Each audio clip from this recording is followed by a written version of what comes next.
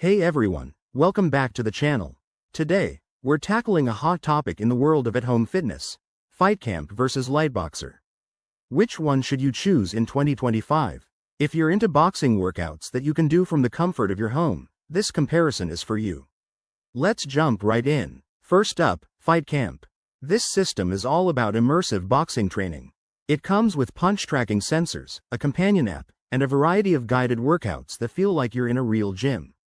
What I love about Fightcamp is its community aspect. You can compete with friends or track your progress over time. Plus, with 2025 updates, it's got enhanced AI for personalized routines. But it's not perfect. The equipment can be pricey, starting around $1,000, and it requires some space to set up, which might be a hassle for smaller apartments. Now, let's talk Liteboxer.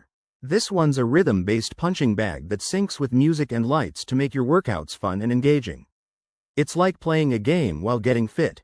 Liteboxer offers a wide range of classes, from HIIT to boxing combos, and it's super user-friendly for beginners.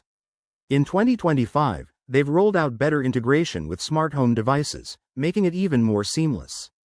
On the downside, some users find the music selection limited, and it might not provide the same intensity as Fightcamp for serious boxers. Also, it's similarly priced, so budget-wise, they're in the same ballpark. So, how do they stack up? Fightcamp edges out for pure boxing enthusiasts who want detailed tracking and a competitive edge, while Liteboxer is ideal if you prefer a more entertaining, music-driven experience.